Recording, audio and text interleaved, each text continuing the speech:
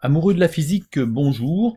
Une vidéo sur le mouvement et la force, enfin et les forces en général, le lien entre mouvement et force. Alors ici, l'exercice que je vous propose, c'est un pendule. Donc un pendule en fait c'est constitué d'une bille, ici de masse 100 grammes, qui est accrochée à un fil, ici de longueur 1 mètre, comme on peut voir sur le dessin dessous. Cette bille est lâchée donc sans vitesse initiale. Elle n'est soumise donc qu'à deux forces, son poids et la tension du fil, puisqu'en fait on néglige les frottements liés à l'air. Alors, le but de cet exercice, c'est de trouver la tension du fil qui est finalement la seule valeur qui n'est pas connue. À partir de quoi? Eh bien, une chronophotographie telle que vous la voyez dessous. Donc on a quatre questions qui nous amènent vers la réponse à ce problème. Alors première question, c'est justement déterminer les vitesses au point 5 et 7 et les représenter. Alors la formule de la vitesse instantanée au point 5, c'est un point avant, c'est-à-dire m4, jusqu'à un point après, c'est-à-dire m6, divisé par deux taux, taux étant la durée qui s'écoule entre deux points successifs, donc de M4 à M5, de M5 à M6, de M6 à M7, etc. etc. Donc pour V7, c'est la même chose, un point avant, de point avant 7 c'est 6, donc M6 jusqu'à M8, divisé par deux taux, et ici taux, l'énoncé nous dit que cette valeur vaut 0,067 secondes, c'est-à-dire 67 millisecondes. Voilà, donc voilà la chronophotographie. Donc, avec la règle, eh bien, je mesure entre le point 4 et le point 6, ici à ici, et j'ai obtenu, d'après ma règle, 11,5 mm. D'accord, de ici jusqu'à ici, 11,5 mm. Et pour M6, M8, eh bien, de 6 qui est ici jusqu'à 8 qui est là, on obtient 16 mm. 16 mm.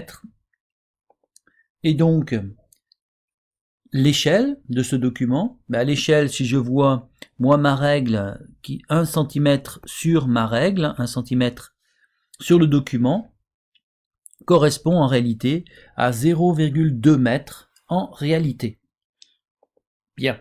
Alors, sur le document, moi, j'ai obtenu de M4 à M6 11,5 mm, sachant que l'échelle qui est donnée en haut, c'est 10 mm correspond à 0,2 m. Donc si j'ai 11,5 mm, combien de mètres ça va me faire? 11,5 fois 0,2 divisé par 10, et ce qui fait 0,23 m. Donc de M4 à M6, il y a 0,23 m. La vitesse donc en V5 égale M4 M6 sur 2 taux, ça fait 0,23 divisé par 2 fois 0,067, ce qui fait 1,7 mètres par seconde. Bien sûr, ne pas oublier l'unité.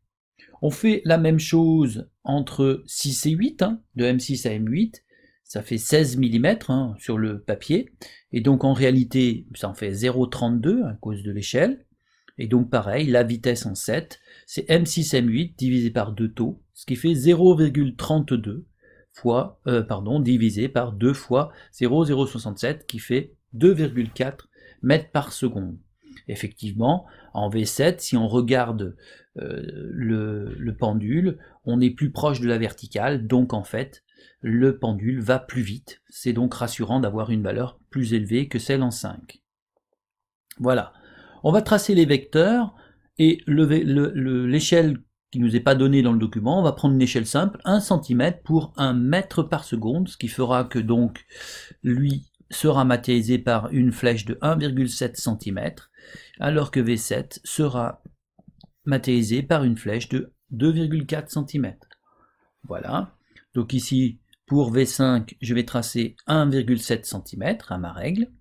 Le vecteur vitesse est tangent à la trajectoire, donc la première chose que j'ai faite, c'est tracer la trajectoire, qui est un cercle, enfin c'est un arc de cercle, puisque j'ai un pendule, et donc maintenant je peux bien tracer la tangente, donc la tangente, c'est la droite qui ne touche qu'une seule fois en fait, au point 5 ici, et donc V5. De l'autre côté, en 7, j'ai justement un vecteur qui fait 2,4 cm, 2,4 cm, voilà, qui est tangent en 7, et voilà, j'ai donc tracé mes deux vecteurs tels qu'ils m'étaient demandés. La question d'après, ça va être bien sûr de tracer la variation du vecteur vitesse en 6. Et donc, la variation du vecteur vitesse en 6, elle est égale au vecteur vitesse après, c'est-à-dire V7, moins le vecteur vitesse avant, c'est-à-dire V5. Donc je vais tracer V7 en partant du point 6, hein. Donc le vecteur V7 que j'ai tracé en vert ici a la même direction, le même sens que le vecteur rouge qui part de 7, hein, et la même longueur bien sûr, et du bout de la flèche V7, je vais tracer moins V5.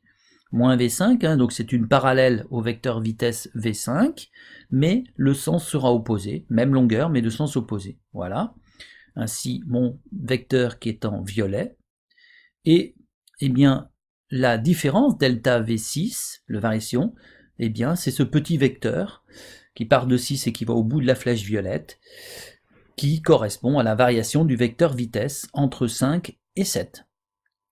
Voilà. Je le mesure. En le mesurant, on s'aperçoit donc que l'on a 8 mm, hein, 0,8 cm. Delta V6 fait 0,8 cm. Sachant que l'échelle, alors attention, ne pas se tromper, à ne pas prendre l'échelle des positions, mais bien l'échelle des vitesses. L'échelle des vitesses, c'était 1 cm pour 1 mètre par seconde. Donc si moi j'ai 0,8 cm, eh bien j'aurai 0,8 mètres par seconde.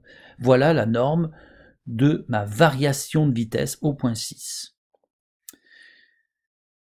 L'échelle maintenant horizontale et verticale, hein, si je cherche, la question d'après c'est trouver les coordonnées. Donc ce que je vois, c'est que les coordonnées suivant l'axe des X, il part de là jusque là. J'ai donc 8 mm horizontalement, hein, d'accord, et verticalement, j'ai que 2 petits millimètres, 2 mm, hein, là jusque là, ça me fait bien 2 mm vertical et 8 mm horizontal. On voit aussi que ces 8 mm, ils partent du côté gauche, c'est-à-dire du côté négatif, alors que la partie delta V6 du point de vue Y va vers le haut, c'est-à-dire positif. Donc en fait, les coordonnées, j'ai moins 0,8 cm puisque ça partait vers la gauche, et plus 0,2 du point de vue Y puisque ça partait vers le haut. Et du coup, ramener ça à l'échelle, j'obtiens moins 0,8 mètres par seconde et 0,2 mètres par seconde, hein, puisque 1 cm correspond à 0,1 mètre par seconde. Voilà les coordonnées du vecteur variation de vitesse en point 6. Question d'après, à partir de cette variation de vitesse, je dois en déduire la tension du fil. Eh bien, grâce à la deuxième loi de Newton qui me dit que la somme des forces égale la masse de l'objet, ici la masse de la bille, fois delta V sur delta T en vecteur. Ici, la somme des forces, j'ai deux forces, le poids et la tension du support, la tension, du fil. Et donc je peux en déduire la tension du fil. La tension du fil, c'est égal à m fois delta V sur delta T moins P. Voilà. Au point 6, j'ai exactement la même chose, T6, mais ce sera égal à m fois delta V6 divisé par delta T moins P. Compte tenu de l'orientation, on a pris un axe positif, je rappelle, Y vers le haut, et X positif vers la droite.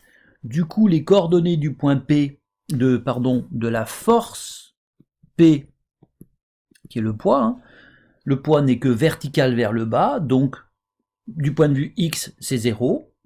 Du point de vue Y, ça fait moins, puisque c'est la force P est dirigée en sens inverse de l'axe Y, donc moins et P égale mg, donc moins mg.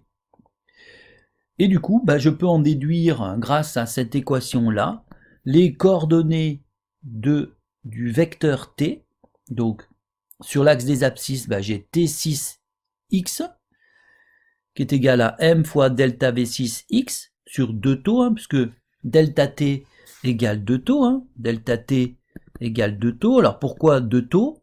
Eh bien parce que delta t, il correspond à la variation de temps, hein, donc la durée qui s'écoule entre le point 5 jusqu'au point 7, puisque delta V6, ça correspond en fait à V7 moins V5, hein, donc du point 7 jusqu'au point 5, il s'écoule bien 2 taux. Donc la durée correspondant à delta V6, c'est bien 2 taux. Voilà, et du coup, bah, je remplace par les valeurs. La masse, c'est 100 grammes, donc 0,1. Delta V6x, tout à l'heure, on a vu que c'était moins 0,6. Taux valait 0,067. Et Px, qui est ici, vaut 0. Et ça me fait une tension de fil de moins 0,6 newton. Donc, c'est-à-dire une tension suivant l'axe horizontal qui est dirigée vers la gauche, comme ceci, au point 6. Voilà. Pour y, je fais pareil, hein, c'est T6y égale m fois delta V6y sur 2 taux, moins py. Je remplace, ici, moins py est égal à moins mg, que j'ai mis ici.